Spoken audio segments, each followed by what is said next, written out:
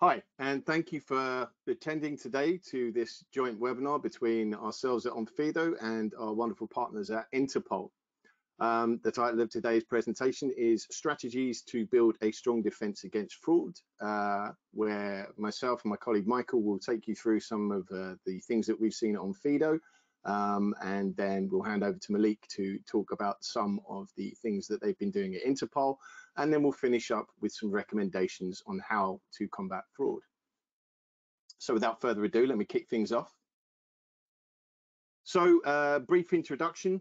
My name's Simon Horswell. I am Fraud Specialist Manager and an expert document examiner working at Onfido. My background is having worked in border control with the UK's border agency and working at the National Document Fraud Unit before moving into the private sector to work with a manufacturer of forensic goods, summing up some 20 plus years now in the industry. Scary stuff. I have with me today my colleague Michael van Gestel. I hope I pronounced that correctly. He is the VP of Expert Services and the global head of fraud at Onfido. Michael, similar to myself, has a background working in border control and working at the ECID for the Royal Marechaussee in the Netherlands before moving into the private industry and working with a large number of different IDV providers. And last but by no means least, we are very, very lucky today to have with us Malik Alibegovic. Have I pronounced that? I'm sorry, Malik. I think I've murdered your surname there. Malik is a forensic analyst working at Interpol, who's been with them for a number of years. And we're lucky to have him today to talk about their recent activities as well. So without further ado, let me push on. So I'd like to hand it over at this point to my esteemed colleague, Michael. Well, before we do that, let's just ask yourselves a couple of questions. What kind of fraud trends do you see in your general traffic when you're operating your business? We want you to think about the volume, the type of fraud that you're seeing, and the level of sophistication that fraud comes in at. Another question we'd like you to ask yourself is, how do you prioritize between fraud prevention and new customer onboarding? It can be quite a difficult balancing act. So what are some of the real world trade-offs that you find yourself making? Is it more important that you're blocking fraud, or are you more in favor of a frictionless process for your end users, for your applicants? It's a very, very difficult line to tread. So ask yourselves where you sit on that particular trade. So is it turnaround time? Is it friction? Is it fraud? Or are you more concerned about the user drop-off and not getting people through the gates? And the final question that we'd like you to think about as you're going through this presentation, what challenges do you see when you're looking at digital identity documents? So we're talking about the digital versions of identity documents that are starting to pop up more and more. So a digital version of a driving license, maybe it's only available on a mobile device. Digital version of an identity card that someone can download from online. These are not the traditional documents that we're used to examining. They don't have the same security features. So how are you coping with those, and what's your attitude towards them? Okay, Michael, at this point, I would like to hand over to you. Thank you, Simon. Interesting thing to see. Fraud has risen 44% since 2019. And the number that you see here is from our previous fraud report from last year. Exciting to tell you that within 1.5 weeks, our new fraud report will come out. No, it's coming out today, Michael. It's actually out today. This is one of the things we're happy to tell you about. The fraud report is out today. Oh, thank you for the information, Simon. It's fraud is on the rise, 44% since 2019, and interesting to see there. It's pre-pandemic, and then we're in the middle of the pandemic, and now we are post-pandemic. And are the numbers of fraud going back to normal? That's the question we ask ourselves. Looking at these numbers, that's not the case. It went up when everybody was going online and they wanted to do business online, and more companies were pushed to do business online. Numbers of fraud are going up. The fraudsters are following the money, and that's still a trend that we're seeing now. When we look at the document fraud trends, it's interesting to see, and again, these are the numbers from last year's report, that we saw a big shift from the types of documents that fraudsters were using. In 2020, it were more identity cards compared to last year, where we saw a shift into the use of passports, where the Belgian passport was number one. Good to mention is it's not so that the Belgian passport is a weakly secured document. This is just a document which they like to use to attack for whatever kind of reason. But it's the Belgian passport, US passport, Australia passport. Why a passport instead of an identity card? And we need some research behind it. A passport is a one-sided document compared to an identity card where you have two sides. So if you want to forge it or counterfeit it, you need to attack two sides instead of one side. That's one of the reasons. One of the other reasons is you can buy a lot of templates online. But those are templates from passports and identity cards.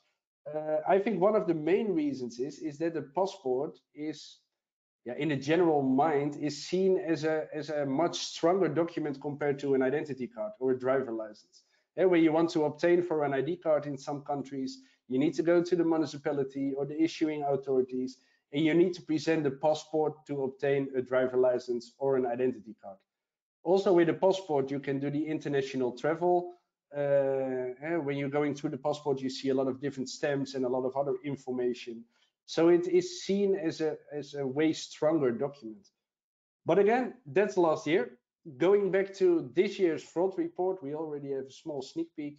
What is interesting to see here, and these are this year's numbers, the top 10 most targeted documents, the biggest bucket is identity cards.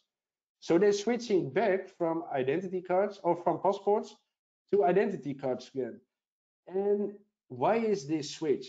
We see a switch, and again, these numbers are Onfido numbers. So this is not reflecting what's happening worldwide. This is purely what we see at our numbers. We see a switch in geos. And when we saw the previous slide, where the Belgian passport was number one and we had the US passport was number two, especially in Europe, European countries, and what you see in the second bucket here with passports, the passport is the number one identity document. Compared to countries as India, Romania, South Africa, the identity card is the number one used document. So if we have seen a switch, or we have seen a switch in geos, from the documents that we are receiving internally at Onfido, we also see the switch back from passports again to identity cards. So never mind the fact that it's a one-sided document, never mind it's a stronger document. In these geos, the identity card is the number one used document compared to a passport. Some of the interesting ones here. Was the India one, the Indian identity card, which is an interesting card. We can go to the next one. Yes, this one. Fraudsters prefer to start from scratch. Again, numbers from last year. They prefer a counterfeit. And I already said, when you go online and you type, I want to buy a fake passport, or I'm searching for a passport template or a template of an identity card, it's not that difficult. You pay £10, £20 or euros or dollars, and you can buy a reasonable template, and then you can create thousands of your own documents with your own information. And that's what we saw what was happening. And 87.9% of counterfeits, which means a counterfeit is a complete reproduction from the original one. So everything you see from front to back, or if it's a passport, one page, is fake. Compared to a forgery, which is an original document where illegal changes have been made. And then we distinguish between physical and digital. Where I have a digital forgery, I open my document in Photoshop, I change the date of birth, it's quite easy. When I do that on a physical document, and that's why the number of physical forgeries is also not that high, when I want to change my date of birth, I need to scratch away the date of birth, I need a pen, I write the new date of birth, and I make an upload. With all the security features on the new generation documents, those documents are pretty well, they're very good secured. it's quite easily to detect if these forgeries happen. And that's one of the main reasons why they choose to start from scratch, that you don't see any alterations, but it's just, yeah, the complete package of what you see is fake. And that's why Simon and myself, but also Malik, we worked together for quite some years. We always say when you check a document, you need the correct reference material. And you can't authenticate a document when you have a sample document next to it. And that's very important by detecting these counterfeit and forgeries. When we go to the next slide, again, a slight giveaway from the new fraud report. These are the numbers from this year. They still prefer to start from scratch. We go from an 87.9% to a 72.7% when it comes to counterfeits. But the forgeries are upcoming. And when we look at the digital forgery, we went from 3.5% to a 13.6%. I don't have my glasses on. And a physical forgery went from 4 to 4.7%. So forgeries are upcoming, counterfeits are going a little bit down. What's the reason for this? At Onfido, again, these are Onfido numbers. We have a number of clients that dictate the use of API. What is the API? That means you can upload a file. It can be a PDF file, it can be a JPEG file, but it's a scan or a copy of a document which you send in. You're way more vulnerable to fraud, as you can see here in the numbers. And that's why we are trying to push our users to use an SDK, where we, Onfido, control the capture. And we know at least that it's a capture from something physically, from something original. It doesn't say the authenticity from the document itself, but it's at least a capture of something physical compared to a JPEG file or a PDF file. So our recommendation is always to use an SDK. If you can't do anything else and it's not in your hands and you need to use API, it's fine as well. But always remember you're more vulnerable to fraud compared to the capture of something physically.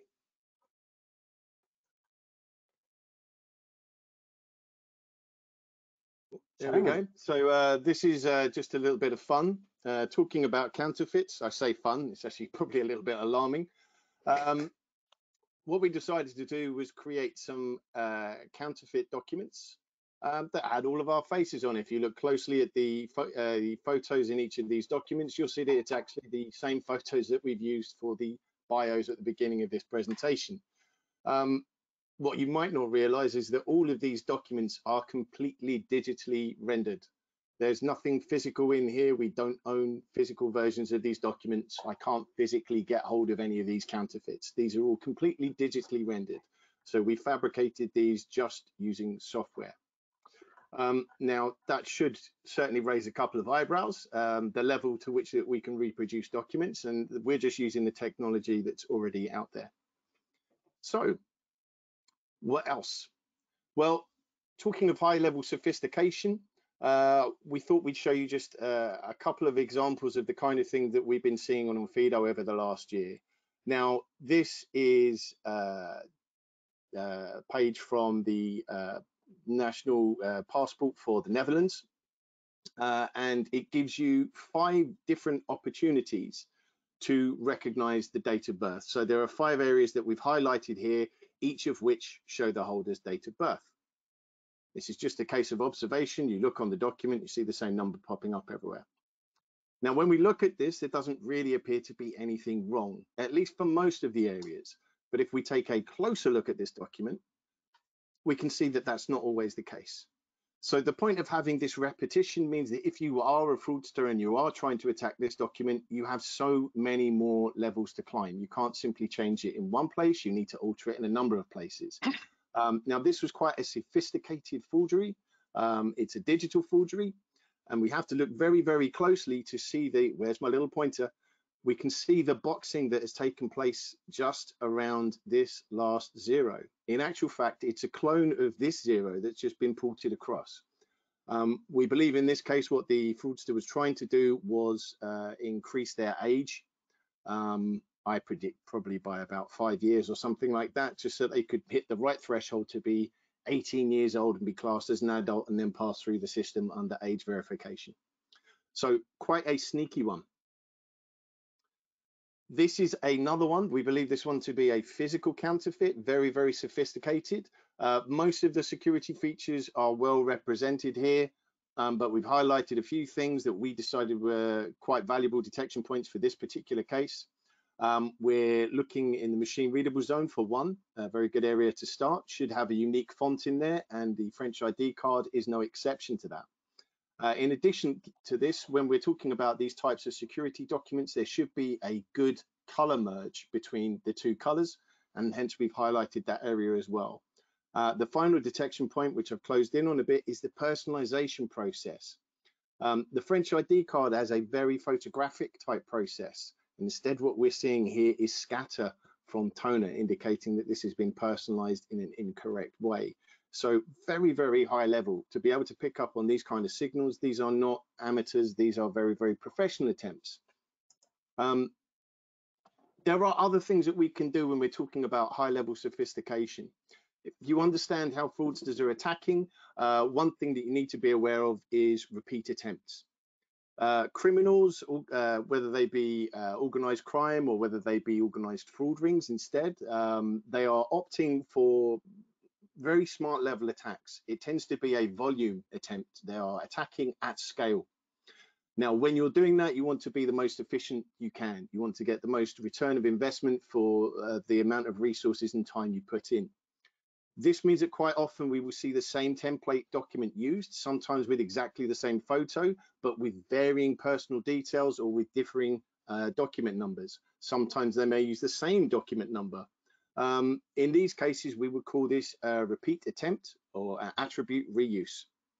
So as it says here, we may see hundreds of these documents where they've got very similar details, maybe with a couple of letters changed, but very, very similar document numbers.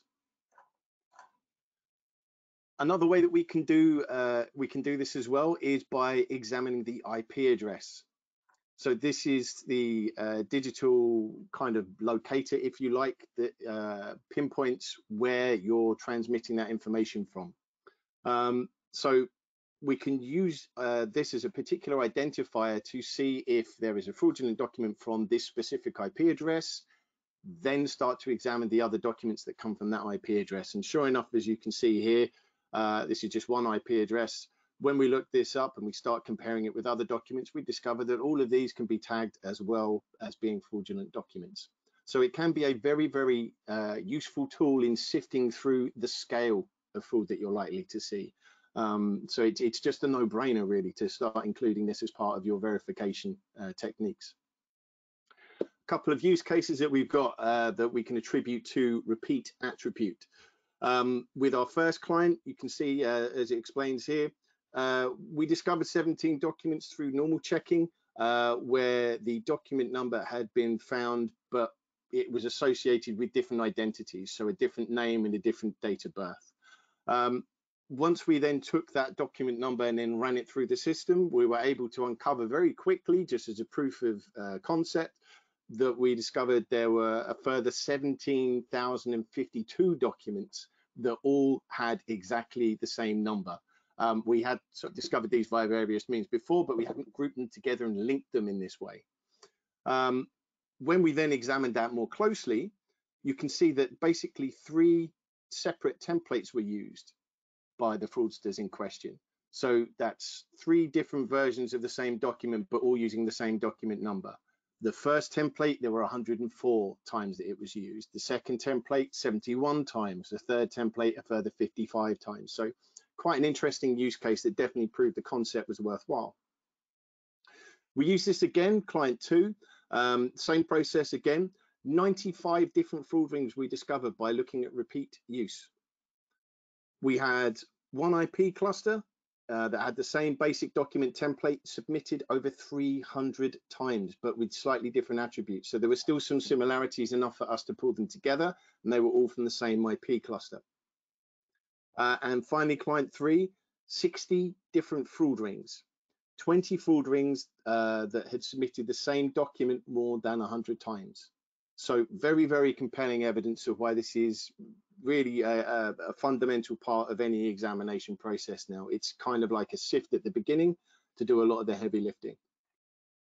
Other signals that we tend to make use of as well, we start looking more towards the non-visual cues. So we can talk about the device integrity. So we have elements like, as it lists here, the emulator detection, random parameters detection, the misuse of the SDK token. So when you're logging in to an SDK, you're assigned a certain token, and we can pick up on the misuse of that. The level of risk associated with a particular type of device. Root detection, remote software detection to see if someone's hijacked the process. And then obviously we can gain information such as device model, browser, operating system, the true operating system, and then compare those so that it actually makes sense as well. In addition to that, we have IP and geolocation. So these are also quite exciting. We just saw some use cases for how useful IP address can be. So being able to check at that level, we can see if there are IP clusters, if there's a reuse of the same IP, and then try and understand why that is. Is that a problem? Is that an amber or red flag? And also IP reputation, and then locating those within a specific country, region, or city, and see if the whole process matches. So very, very interesting stuff. At this point, I'd like to bring in Malik so he can tell us a little bit more about Interpol's activities. Thanks, Malik. Thank you, Simon. As both you and Michael know, based on our discussions in the past, I always am fascinated with 2D world verification challenges, but I reside in 3D, almost exclusively in 3D world. And in the context of fraudulent use of physical identity and travel documents, if you go forward with my illustrative slide, please. A typical border guard has an average just 12 seconds to decide whether the traveler in front of them is legitimate or not, or to assess if their documents are genuine. It's a lot of responsibility, but at the same time, it's a well-known fact, and I apologize for many truisms that I will be sharing with you. The fraudulent use of identity and travel documents has traditionally presented a risk to the security of countries and their citizens, as well as the economy, as it facilitates a wide range of crimes, including terrorism. Thank you. In addition to counterfeits and forgeries, we have witnessed the use of fraudulently obtained genuine documents, and increasingly genuine documents misused by an imposter. In some jurisdictions, it's one of the fastest growing kinds of this fraud. All these make the ID and travel documents fraud landscape both dynamic and constantly evolving. Challenges are repeating to some extent, but it is constantly evolving and needs a response, adequate response. So the verification of the authenticity of identity and travel documents is fundamental to police and border checks, as the process will continue to provide important opportunities. It's all about the opportunities for law enforcement officers to detect potential criminal entities and criminal activities facilitated. It's all about facilitation in many instances through the use of fraudulent identity and travel documents. So if you could please. So we know that the false document accepted as genuine will continue to undermine the police and border control efforts and will therefore increase risks associated. So our objective, what we do as the world's largest international criminal police organization, is to enable frontline officers that have on average 12 seconds to have most relevant and current data at their fingerprints, including access to national and international databases, and one of them is Interpol's stolen and lost travel documents database, one of 19 distinct databases provided by Interpol and containing well in excess of 100 million recorded stolen and lost travel documents. So next slide, please. In order to deal with anticipated increased volumes of document checks, law enforcement officers will be dependent on the support of document inspection systems like this but some of them will be using advanced and automated functionalities. And we are there to cater for the needs of 195 member countries. Who are we up against? Simon, please, could you? I choose to refer to individuals like the one in this image as criminal entrepreneurs, like the other crimes involving the trading of criminal commodities, and it's something I feel passionately about, and I regrettably call it commodity because it is what it is. It is a criminal commodity. The supply of false documents is evolving. In the background, in this photo, in successful takedown of a major illegal print shop, we see dozens, but there were hundreds of counterfeit Spanish passports. So we see that the globalization and global economic crisis are among driving factors behind the increased demand of such documents. So if you, thank you. In addition to hundreds and thousands of counterfeit documents, here we see another side of the coin involving genuine travel documents. They are either stolen, lost by their rightful owners, purchased, or sometimes even rented for a period of time.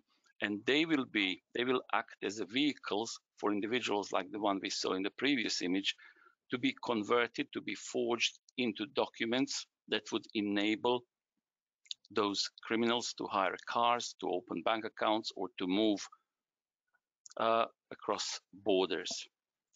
How do they do it? Here in this image, we have a couple of dozen bespoke produced hot foil stamping dies, which are utilized to both counterfeit passport covers, or some of them simulate holographic effects on laminates on passports of many countries. I don't know how well you see, but you will, if you are good in reading mirror images, you will be able to see good 10 or so countries affected. Andorra is there, kind of quite pronounced. There is Peru, there is Cyprus, Mexico, and it's nothing to do with perhaps the document not being the genuine document not being well protected.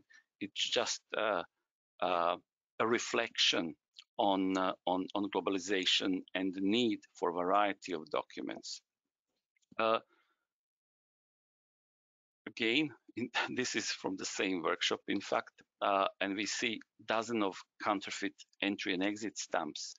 They are used to lend credibility to otherwise blank counterfeit passport booklets. So you saw dozens of Spanish counterfeit passports, an empty, almost virgin passport booklet would attract some attention, but with an additional inclusion of several exit and entry stamps, it's part of social engineering in a way. You know, it's softening that approach. So these are well-known modi operandi, and we are very good in educating frontline officers and enabling them to identify those documents.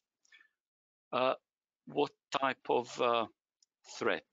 So on one hand, these are all successful takedowns of various illegal print shops. Sometimes they are craftsman type of low-tech document forgery workshop. You see hairdryer in the background. It doesn't reflect on the quality. You know, the quality can be deceptive, and these even small-scale workshops can eventually convert into high-volume workshops. So we are seeing, and I think it's a term that it's been around for not a long time, democratization of counterfeiting. With globalization, emerging technologies, internationalization, novel marketing and distribution channels, we are seeing criminal entrepreneurs equipping themselves to produce a significant quantities of forged and counterfeit documents, including ID cards, driving licenses, passports, on a relatively industrial scale. See, these are all machines that are capable of producing significant quantities. So number of seizures that I will illustrate also show the breadth and width of documents targeted. Social security, passport, ID card. So a lot of these documents might be stolen and will be forged. Some of them are counterfeit, and they will be used to facilitate different types of crimes, sometimes to commit financial fraud, sometimes to create that identity that will be involved in something more sinister. Another image will demonstrate or illustrate again the profusion of these documents. So we are talking significant numbers, and it's a formidable challenge to law enforcement globally, on national level in particular, but also international level.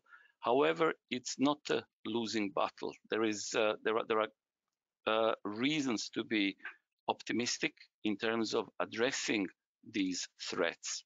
However, at the same time, if we progress with the next slide, please.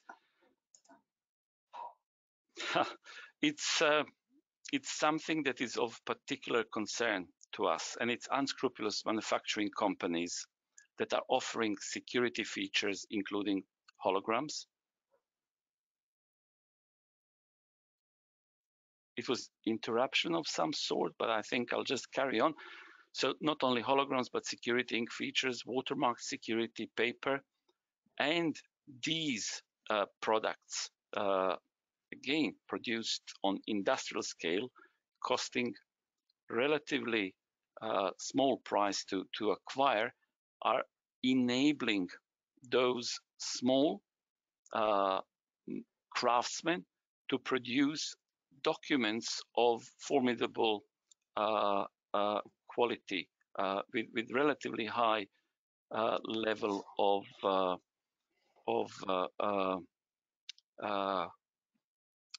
always sorry, authenticity. No, sorry, it's the word that I'm sorry.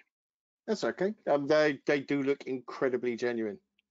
Yes, they are very convincing. We don't talk of them as simulations. They are emulations. They sometimes exceed the quality, but it's deceptiveness that I was looking for. They're highly deceptive in appearance. And towards concluding my brief summary, I'd like to reassure the audience that Interpol, with other law enforcement entities, doing a lot to provide investigative support, operational and forensic assistance, as well as standardized training programs and reference materials to enable frontline officers and those supporting them in all areas of document fraud. So instead of conclusion, I have just a few bullet points to share with you. Nobody knows what will the future bring, but we will almost inevitably see further democratization of security documents counterfeiting. I put question mark, nobody knows, but it's very likely to happen. We work hand in hand with suppliers in this domain, entities designing, producing, supplying genuine documents. They are pushing boundaries of design, material science. They are pushing boundaries in terms of digitalization, and it's certainly something that helps us in this common fight to increase the barrier of entry to those attempting to compromise authenticity and validity of documents. Another thing that we are seeing, and I think it's almost inevitable, I said increased use of biometrics, it's really increased reliance on biometrics. With imposters, we will heavily rely on biometrics, and that linkage between biometrics, the document, and the bearer is something that needs further strengthening. Last but not least, it's note to self. It's something that my colleagues and myself are committed day in, day out. It's an effort, a combined effort through international cooperation to disrupt the counterfeiters higher up the supply chain. So I'd like to reassure you, we are doing our best, but we also expect you to invest in prevention. So thank you. Thank you, Malik. Now, if I pass back to Michael as well, so he can take us through some biometric trends. Yeah, thanks, Malik. It's interesting to see all these images back again. I don't know how it is with you, Simon, but good old times. I must admit that sometimes I still miss it. The research, the investigation, the interrogations, then finding these fraud labs, see all those physical documents. It's again, good old times. I must admit, I don't miss the 12 seconds sitting in a desk when you can check a passport. Oh, that's another discussion. Yeah. And again, interesting to see, it's all the equipment that they catch with these fraud labs. It's machineries, it's printers, it's stamps, it's hair dryers, whatever you can use to counterfeit documents. And now when we talk about the digital part of it, you just need a laptop and a photo editing program. And that's the scary part of it. Talking about counterfeits, talking about forgeries, digital, physical. But okay, on to the biometric fraud trends before we stay talking about history. At Onfido, we have a layered approach where I always talk about building a fence. So the document is one layer, so you have a low fence. And when you put a second layer on top, biometrics, what Malik was referring to as well, we are relying more and more on biometrics, especially in the physical field.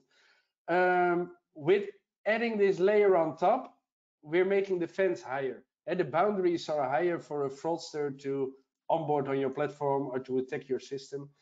Again, these are numbers from the previous fraud report.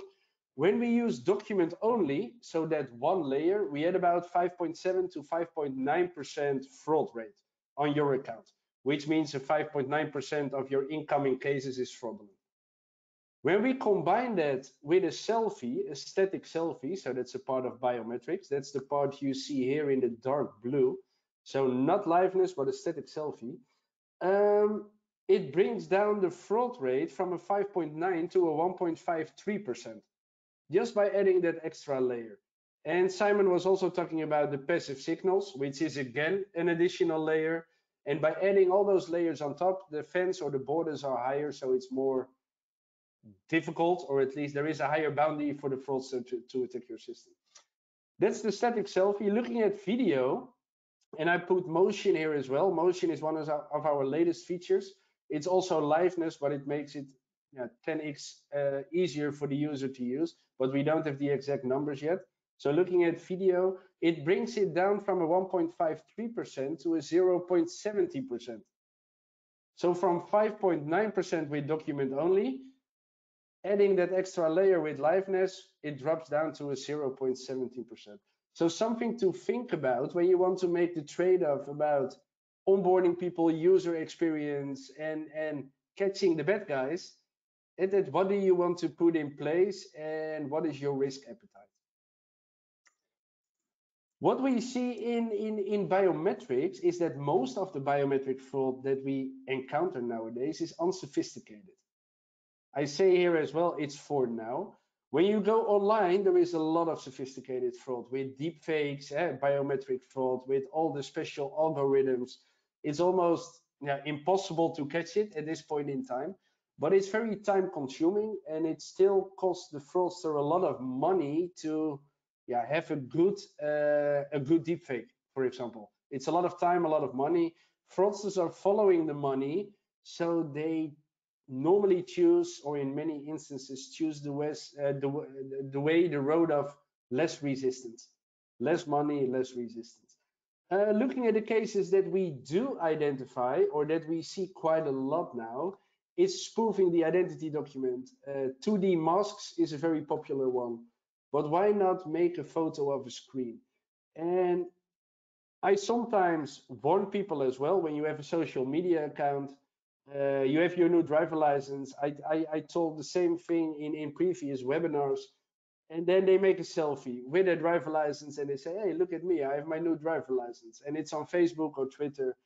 And then I scroll through their normal photos, their holiday photos or whatever kind of photos they have there, and I have a complete package, from selfies, from static selfies, sometimes even liveness videos, where I can try to spoof a system together with an identity document. So always be aware what you put online. I teach my children as well, everything you put online will never disappear. So be careful what you do. Going in the next one, this is what we see in action. These are live cases at Onfido. I love this guy with a paper mask #1. He's holding the mask with his tongue, as you can see there, and he's doing the same thing in all the instances he's trying. And we saw him now, Simon, 300-400 times, maybe even more. Yeah, they tend to be quite persistent when we have these serial fraudsters. This is what we're saying. It's always done at scale. But I mean, credit to him, he's had to create a mask every single time, and he's had to measure it up to get just the right tongue size hole as well. So God bless him. Yeah, God bless him. Second one, printed on paper. You can see it when you look at the top. You have your nice pointer, Simon. The top of his hairline is just flat. They print the face and or they copy it in, or they just print it on top of the paper. You see the outline there as well. It doesn't match with the background. Then #3, I think that's the one we see the most. It's just on screen. So there is a photo from a screen, or I take a screenshot, or I download the image, or I make a live recording or a live static image from the screen itself. #4 is quite interesting. I don't know if you can see it in this online environment, but when you look at his forehead, you see a line going from left to right, where it's a little bit darker on top and a little bit lighter underneath. What are these fraudsters doing? Most of the biometric checks are based on eyes, nose, mouth. That's the most important thing for a biometric check. So if you cut out or you use your own eyes, nose, and mouth, and you cut it out in a triangle and you paste it in another face, there is a big chance that the biometric check will have a challenge with this check. But then again, if you have liveness behind it, then we should specify most biometric checks. Certainly not all. Certainly not ours. No, not all. It's most biometric checks. Well, but yeah. Most or many, let's say. most too many. Yeah. This is the static selfie. They're also trying to attack in other ways. When we see the next slide, this is a very interesting one we caught a couple of weeks back. This is a computer-generated selfie. So the person on the left, you see here, it's not even an existing person. This is a computer-generated face, a non-existing person. They use that same photo, as you can see here, it's exactly the same photo as on the identity document. And this is a challenge. We see this in real life as well. I think it was in Germany last year or so that a person managed to get a passport with a computer-generated photo. So an original document with a computer-generated photo. In this case, the document was fake and the selfie was fake. But again, something to think about what's happening in the world of fraud. Then we have the video. How do they try to attack our video? Yeah, for now, quite simple. And the #1, you see, they have their identity document and they're just playing with their identity document in front of the camera. #2 is just a face printed on paper. And you can see the lady sitting next to it with a hoodie on top and is playing with this piece of paper in front of a camera. Again, these are the attempts we see in real life. Over to you, Simon. This is this is an interesting point. I'll hope you'll pitch it and maybe have a bit of a discussion with me about this as well. So one of the new emerging trends that we're seeing nowadays in many countries is the adoption of a digital version of an identity document. So far, we've looked mainly at the traditional paper or polymer identity documents because they're physical. It's based on a real document, a physical presence. This emerging trend in many countries, which plays well depending on the size of your population, depending on the strength of your infrastructure, is switching to a digital version or a virtual version of this document from the outset. It reduces the cost greatly. You don't have to have an issuing post in every major city or every region or indeed overseas. You can reduce those costs quite considerably. You're not paying for a document manufacturer to print your document and possibly even personalize it as well. You're reducing the cost greatly. Everybody nowadays, or I think kind of is certainly over 60% penetration, people in the population carry a mobile phone or a mobile device of some kind. So this penetration, the drive as well, certainly in the West, to have things more and more frictionless, to have the ease, all driven by a mobile device. I want to have access to everything in one place. I've got my digital wallet. Why can't I have my security document in the digital wallet as well? So there's a really big push and a really big trend driven by those two factors. One, large population and maybe an infrastructure that can't cope with the size of that population, and also this desire to have that ease of access and commodity at your fingertips. So what do we expect to get better from a fraud perspective? And I think this was an interesting one, Michael. I think we can open this one up right here. As we've written here, issuing authorities follow sensible guidelines. The theory is it should tighten up security and reduce friction. That's the intent behind it. If it's rolled out correctly, then yes. Yeah, but I think kind of one of the things that we've talked about certainly are the challenges, and to me this is probably the biggest one, is the fact that we have seen a large number of different attempts at this, or a large number of different proof of concepts that several countries, indeed several states, have rolled out, but they're all very fractured.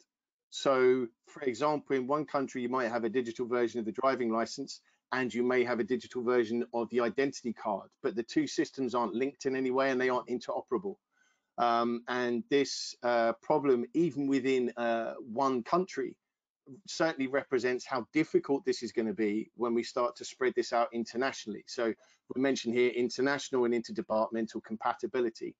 If I can't get two systems in the same country to talk to each other, if I can't verify my national identity card with the same app or process that I use to verify my driving license, how is it going to be possible to do this on an international scale? So something like a passport or a national identity card, or indeed a driving license, if you can find a good reference image of the original, or indeed key into a database, then you've got the ability to verify that document in any country.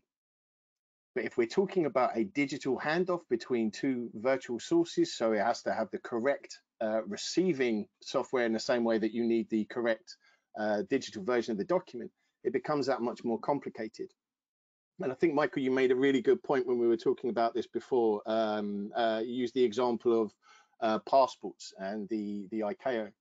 Yeah, and the ICAO. When we look at the passport, now it's not only passport, but it's also some of the identity cards, NFC. And there is a chip in your document, and you can use that chip to cross borders. There's only one organization that is overseeing this. That's ICAO, the International Civil Aviation Organization. So that's only one organization. And yeah, we have about 195 countries. I think the documents shared between countries, and Malik, maybe you have the right answer there, but I think it's about 70 to 80 countries that are participating in this exchange of public keys with each other, and the countries sign their certificates. Maybe I'm off with a couple of countries, but it's not even half of it. So that's one organization, as you say, Simon, that is setting the standards. Looking at the challenges here, a lot of different companies, a lot of different organizations, and then we need to streamline the process of authenticating and validating these documents. Looking at NFC, I think that's now going on for 23, 24 years or so. I think 99, 2000 was... Yeah, if you include the Malaysian passport, then I think it probably does date back that far. Around 99 was the Malaysian passport.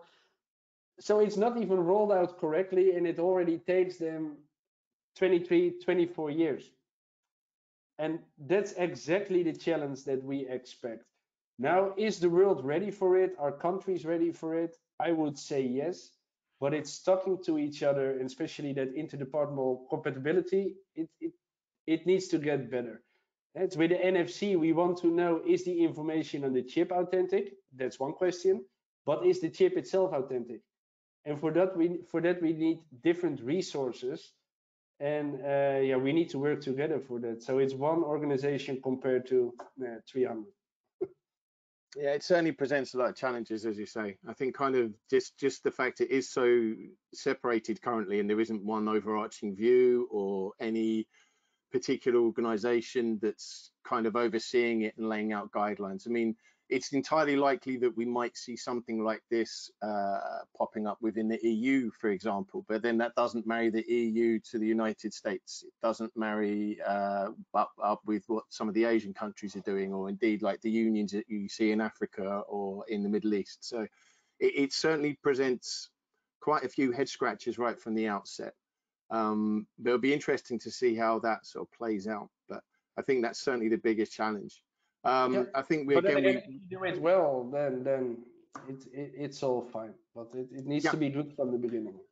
yeah, it needs to be well thought out and well structured. But it's I think one of the other things we've talked about as well is the new attack vectors that we anticipate, and I think given that we're looking at a completely digital version of a document, many of the things that we've talked about previously with regards to security features or print processes or construction are completely stripped away already.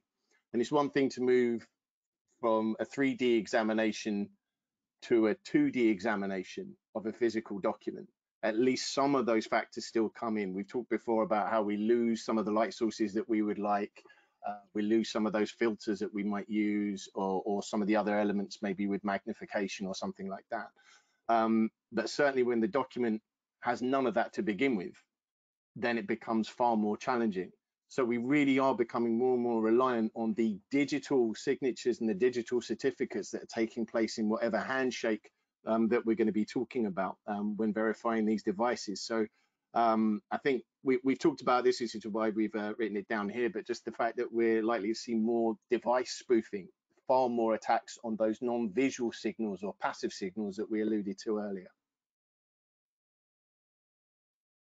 And finally, as we said here, fraudsters will always adapt. They'll adapt, and they'll be working quickly.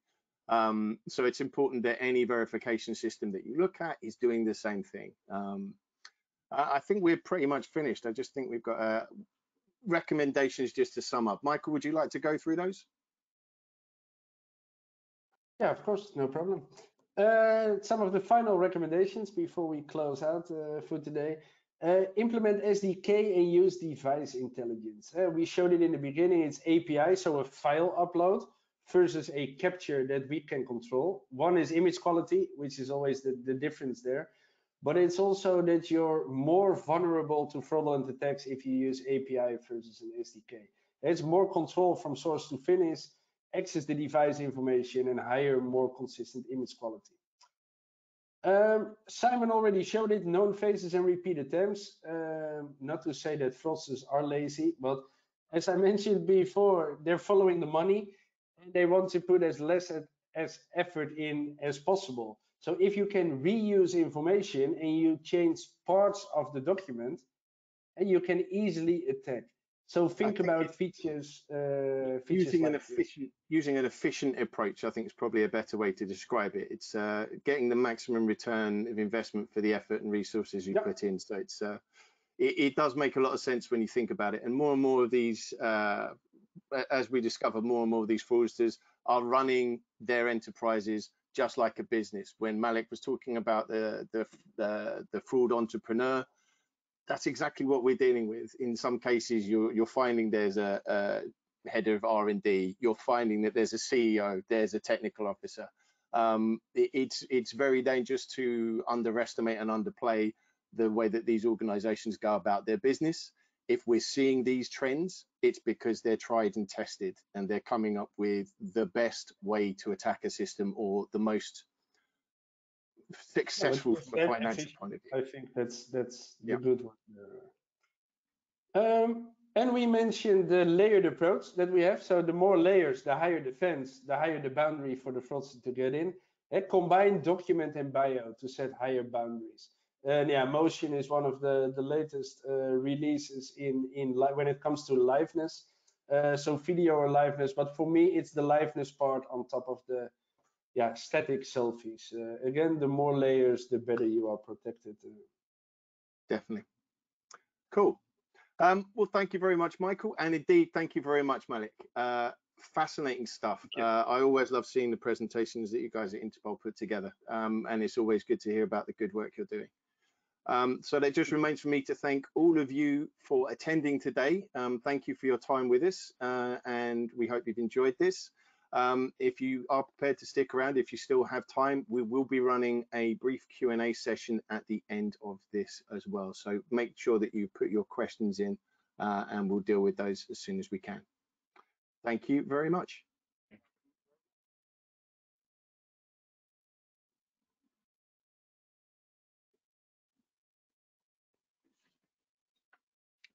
Hi, and thank you for hanging around for the Q&A. We've had a few questions come in, so I think if I'll just crack straight on with the first one. We recognize a lot of these fraud trends. IP and device ID is mentioned as an identifier. How do you tackle fraudsters that keep switching IP and device ID? I think I'll take this one. To me, this comes back to the point that we've been making throughout the presentation. So you need a layered approach. Don't rely on any one of these streams to be your silver bullet. In the use cases that we looked at, the case studies that we had there, we were talking about the fact that we found that these were useful in helping to sift the fraud attempts, because as we followed those breadcrumbs, we discovered more fraud. I certainly wouldn't suggest that you rely on them wholeheartedly. We definitely believe that a layered approach is the best way to do it. The more defenses you have up, as Michael says, the more obstacles you have, the more likely you are to thwart those fraudsters. Question number 2, I think this one is for you, Michael. In the Netherlands, there have been cases of local municipality employees helping top-tier criminals and people associated with them with real documents containing fake data, so what we'd call a fraudulently obtained genuine, or a FOG. How would you deal with such cases? Yeah, indeed, fraudulently obtained genuine documents. Interesting cases, and as you I could gave probably, that question to you. I'm not touching. Yeah, as you could probably hear, I'm from the Netherlands, so I know what's going on there. Not that I was issuing those, by the way. No, fraudulently obtained genuine. This is a difficult one to catch. You're relying on data from the municipalities itself, or from the governments, or from governmental organizations that want to share this information with private entities. If they don't share this, it's quite impossible, Simon, correct me if I'm wrong, to catch this. If we only see the latest issue document, sometimes we see these documents passing by, and then it's in combination with a fake document which they use to apply for the fraudulently obtained genuine. In that case, we can match it, and we can see it's not issued on real data. But in most cases, if we only have that original document based on fake data, we can't see it. And I saw this question popping up, so I was looking at some numbers that we researched last year, I think. In Greece, it's estimated that between 5 and 7% of all Greek passports are issued based on non-genuine identity documents. In France, between 500,000 and 1 million passports out of the 6.5 million biometric passports are issued based on fake identities. This is something which is there. Do we need to worry about it that much? I would say no. Yeah, I think the point is it isn't a problem just for remote examination. The fact of the matter is these are genuine documents. There may be corruption within the issuing process, but unless you have that intel, unless, as Michael says, it's been supplied to you, by government authorities. So it's already been discovered, thoroughly investigated, and then they've supplied that information publicly. No one's going to be able to pick it up, whether they're holding the document in their hand or whether they're looking at it in a remote examination like you're doing in KYC. So they are a problem, definitely a problem. But sometimes they're not going to reveal themselves until much later on. And it, with the best will in the world, it doesn't matter if it's remote or if it's physical. The document, to all intents and purposes, is genuine, and without any other kind of information otherwise, they are basically undetectable. Yeah, it's Rich said it's a serious problem. But yeah, let's see. Question 3 for you, Simon. Is there anything in the works at Onfido where customers can pre-screen applicants based on IP address, email, and other data before they move on to actually submit the KYC application? Thank you for dropping that one in my lap. That's wonderful. What I would say to this is we are always investigating these streams. So this is something the passive signals, the device intelligence, they're definitely signals that we're investigating. We're doing research into them to see if they are viable for that pre-screen in our particular realm. So all I can say is watch this space. I think I sidestepped that quite nicely, don't you? I never like to. We're certainly investigating it at the moment. I couldn't tell you any more than that, hand on heart, if it's something that we're going to pursue. But it's something we're definitely we're putting some time into research. Number 4, I think this one works for you, Michael, as well. To what extent are chips in ID documents used to catch or prevent fraud? And how sophisticated do fraudsters deal with those chips? Or So two questions. Now it's just jumping from my screen. Yes, they are used to catch fraud and also to prevent fraud. When we look at the RFID chips in identity documents, it's according to the standards of ICAO, the International Civil Aviation Organization. Always when we talk about chips, at least I have a lot of conversations with Simon, we say we want to know 2 things. One is the information on the chip authentic? That's number 1. Number 2 is the chip itself authentic?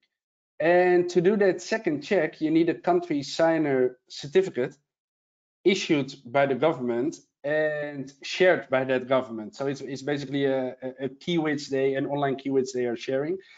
One of the problems is that not all countries are sharing these country signer certificates widely. I just looked it up on the internet. The current master list issued on the 1st of December 2022 has 465 certificates of 98 countries. We have about 195 countries globally, which means more than half of the countries we can't check the authenticity of the chip itself. So is this something you need to do? Again, that layered approach when you check an identity document, I say yes.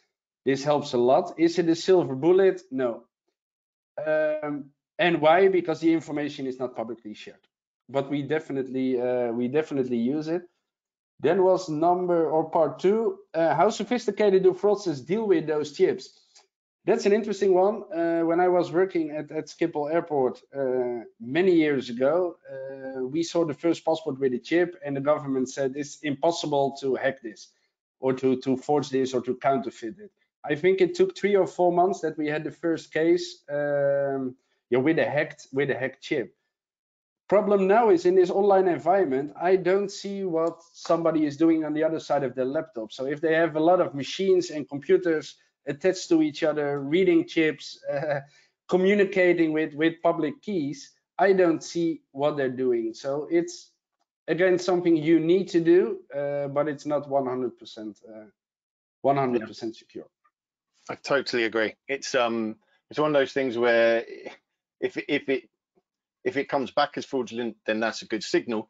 But just because it does come back as fraudulent, I think there's a lot of weight that's put on that. And given that those chips have always been designed to be seen within an intact document that's physically present, they're not ideally designed for the use case of remote examination. That doesn't mean that we shouldn't leverage them. That just means that we shouldn't put quite so much faith in them. I think that's a really valid point, Michael. Question number 5, I would like to ask if it is considered to give authentic ID documents certain codes or features or software in their biometrics that can be used to verify the authenticity of the document. The security code and feature in the biometrics could be compared to an official database of issued documents by the government. Well, this is an interesting point, and I think this comes back to the previous point about using the identity chip. Certainly, as Michael mentioned, there are certain signals in there that can be leveraged to try and confirm the authenticity of the chip, confirm the author is genuine, confirm that the chip itself is genuine, hasn't been tampered with. So those signals already exist. But to the second part about being able to compare it to an official database, I think there might be a few issues around GDPR when it comes to that. There are certainly government databases that can be accessed to confirm that a document with that number exists and is valid, but they don't give you the personal details for obvious reasons. So I think that's a good point to be made there as well. So it's I think in practice that's probably a harder one to do. Do we maybe have time for one more question? I think number 7 kind of like leads into the same. Yeah, the 7th question we had kind of leads into the same thing, really. I think we've already discussed that one. And also the questions that won't be answered now, we can provide you with the answer afterwards. I think number 10 is an interesting one, Simon. Or not? See, which one? Number 10. Do you think that fraud detection can be automated, maybe with the help of AI, or human control remains mandatory? That's a very good question. I think Onfido, our USP has always been is the hybrid approach. So we do use AI to a certain extent, and we automate wherever possible. You want to get, certainly with the scale that you're going to have to deal with, you want automation to do as much of the heavy lifting as possible. It would be foolhardy not to.